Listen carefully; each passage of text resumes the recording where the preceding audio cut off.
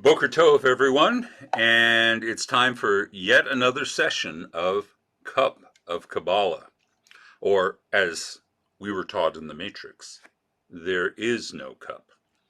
So, we're going to continue. This is session number 3. I believe last time I talked to you about the notion of the power of sacred letters and numbers, and the idea that we can see order in the world right down to the very words we speak and the things we count, and how those all manifest themselves in our sacred text. I'm going to go a little further. So, words, numbers, they have their own sort of space and place in human intellectual history. They mark a certain remarkable reality, even if you don't believe in the mythological nature of these things.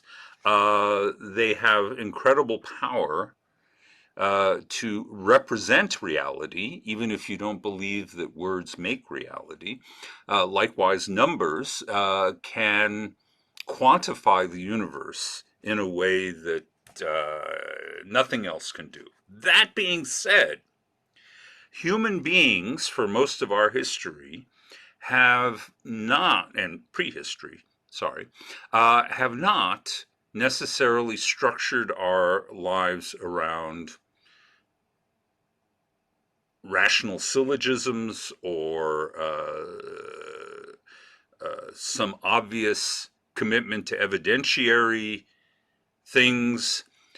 Rather, human beings talk and communicate in stories.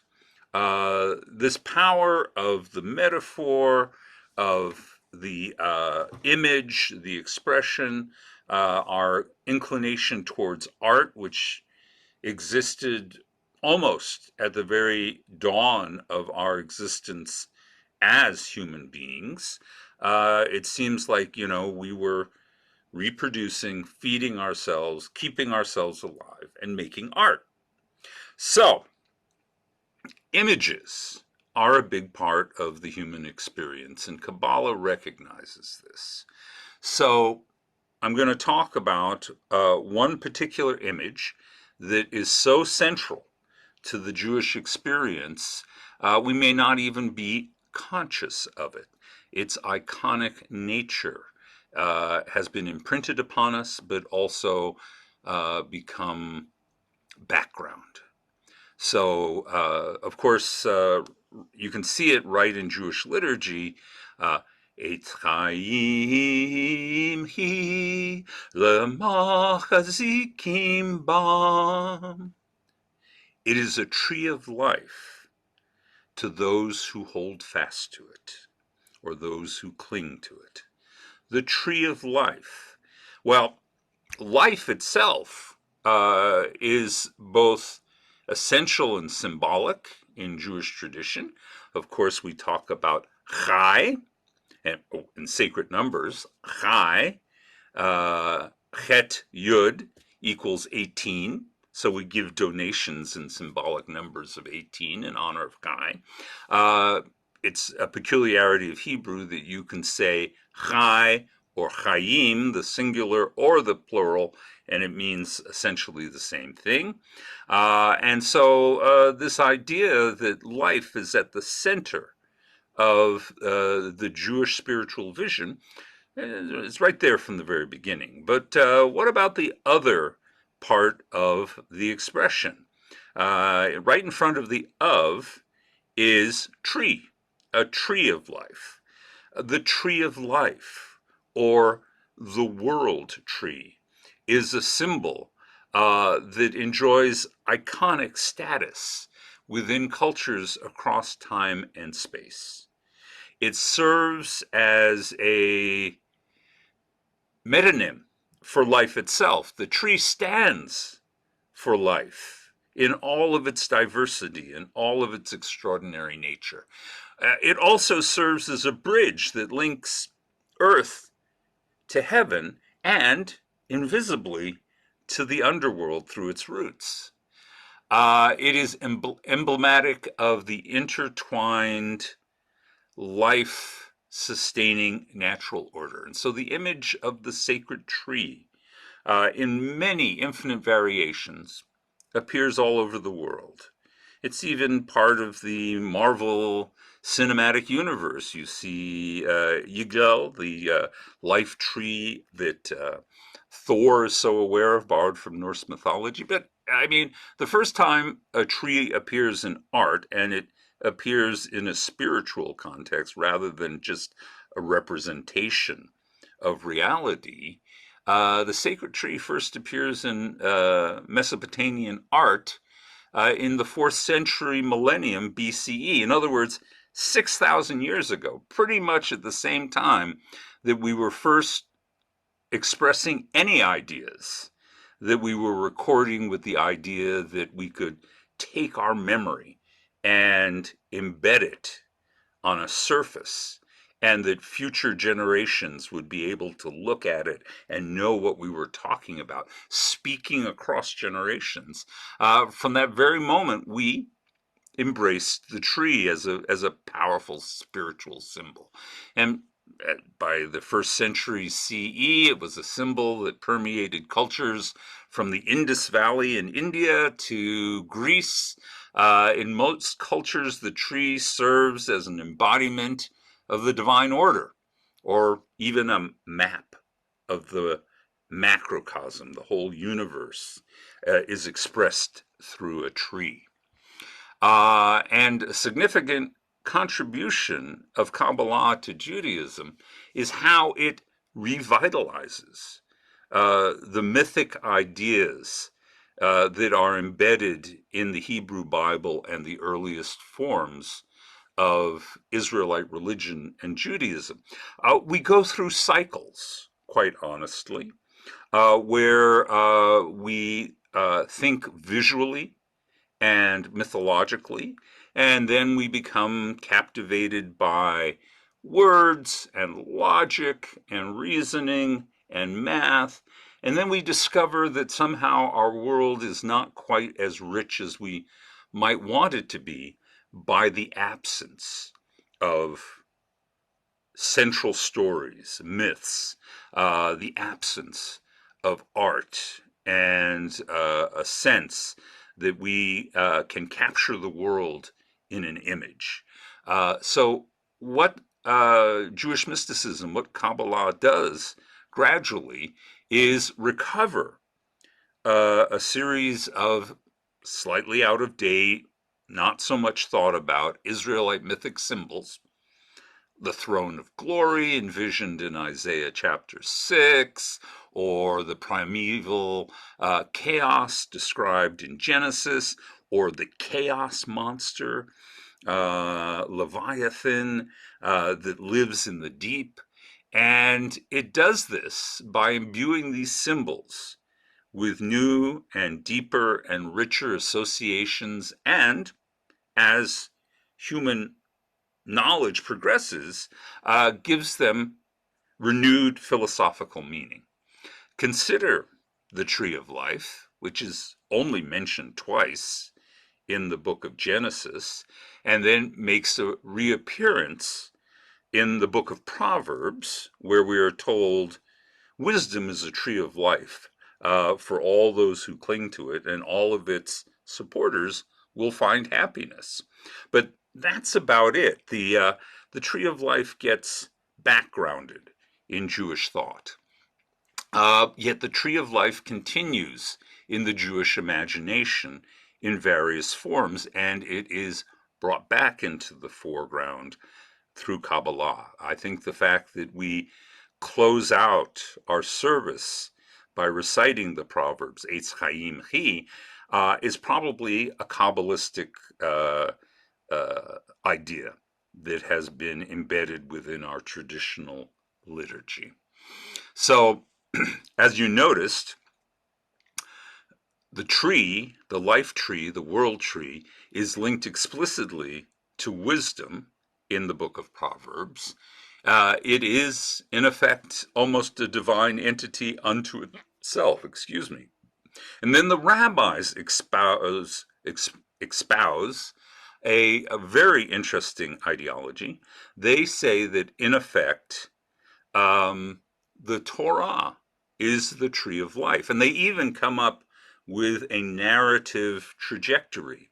Remember that there were two trees in the Garden of Eden, the tree of life and the tree of the knowledge of good and evil, which is itself really a metonym for the idea of the tree of all knowledge, because it's a hendiety, good, evil, day, night, and everything in between. So the knowledge of good and evil is the knowledge of all things. So we eat from the tree of the knowledge of all things, which brings us closer to our divine status, but we lose something, and that is the tree of life, which disappears from the narrative and is lost to humanity until, according to the rabbis, the tree of life is given back to us by God at Mount Sinai. And then the equation of the tree of life with the Torah, the Sefer Torah, becomes complete. And it's not a coincidence that the two poles that hold together our scroll that we use for carrying and rolling and unrolling it, those things are called Itzei Chaim, trees of life. So the Torah becomes our spiritual tree of life. It is another entity imbued with God's power, like the world tree, making it a divine gift that we lost when we were expelled from Eden, but we got back when we were brought out and made God's people. The Kabbalah embraces all of these associations, but then goes on to say that the tree of life, or the all tree, is actually the first of God's creations, that God created Torah before he created anything else. And he makes it the center, the pivot, the fulcrum of the world. So we actually have an expression, the axis mundi, the thing around which the world revolves. All right. And elaborating upon very minimal thoughts in Sefer Yetzirah, subsequent Kabbalah goes on to develop, elaborate a description of the tree of life and understand its vision. And we'll be talking about it in a separate thing, but eventually this idea of the tree of life, which is the fulcrum of all existence, will be recharacterized in a rather abstracted way in something called the Sfirot, which is one of the most unique contributions of Kabbalism to esoteric thought and to philosophy. But we're not there yet, all right? Instead, we get the image of the all tree that presents the world as a vast, intertwining, living entity that is made up of all matter, all words, numbers, and all living things. And in fact, it becomes a synonym for God's glory. The glory of God is life on earth. And as a result, life becomes even more sacred because it is connected to all of this. Most important, this arboreal metaphor of the tree conveys the insight that the material and spiritual worlds not only intersect, but they infuse each other with different kinds of potency that creates a new vision of the malé, the fullness, a term that Jewish mysticism used repeatedly. We live in a world, even though I've been joking about the cup and it doesn't really exist and its emptiness, rather than being preoccupied with the idea that everything is an illusion and that everything doesn't really exist, it all exists. It is the fullness, not the emptiness, that is most powerful. because it seems in the whole narrative of Jewish tradition, this world, not some other higher world, is actually exactly as God intended. This is what we're supposed to be dealing with. It doesn't mean it's perfect, and we can talk about that in another time. Therefore, we have to be actors in this world. But this world is what God intended it to be for us, as a place in which we realize salvation now, and we expand on the fullness of the world by attaching ourselves to the tree of life.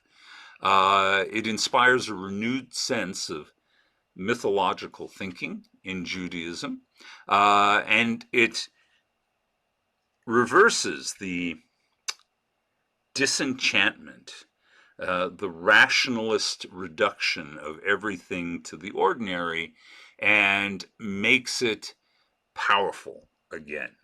There is a renewed sense of the mythological through Kabbalah that creates a rhetoric, a symbol-rich rhetoric of describing the world.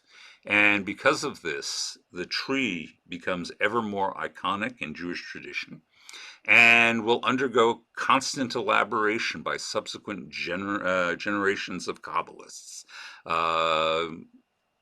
Isaac HaKohen and Moses de Leon and Isaac Luria, each one of them will add another rich layer of metaphors and truths and lessons that we can take from the experience of the tree. In time, the tree of life will also be absorbed into Christian and Western esoteric traditions that still are alive today. And thus the Jewish tree of life is a bridge, not only a symbolic spiritual bridge between earth and heaven, but a historic bridge that links the intellectual world of the ancient Near East to that of the modern Western mind, and gives us greater fullness in our human experience. And I'm going to stop there. There are many different images of the tree of life I could explore, but just understand that the tree is a theme we return to again and again in Jewish mysticism. It is a verdant theme, a fertile theme, a theme that provides us with endless possibilities for understanding our own lives. Maybe I'll finish with one of my favorite stories that comes out of the mystical tradition.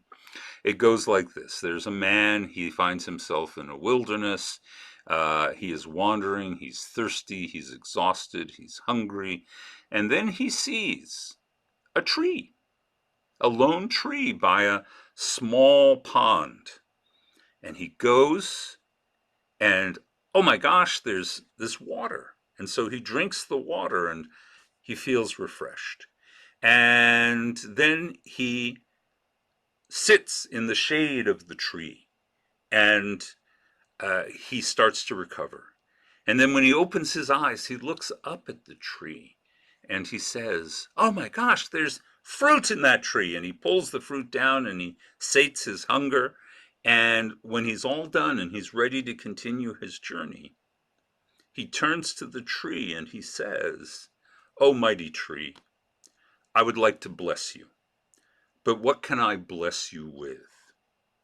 I can't bless you with deep roots and water. You already have that. I can't bless you with shade because you already provide shade. I can't bless you to be fruitful because you're already incredibly fruitful. And therefore, the only blessing I can think of is this: may there be many more like you.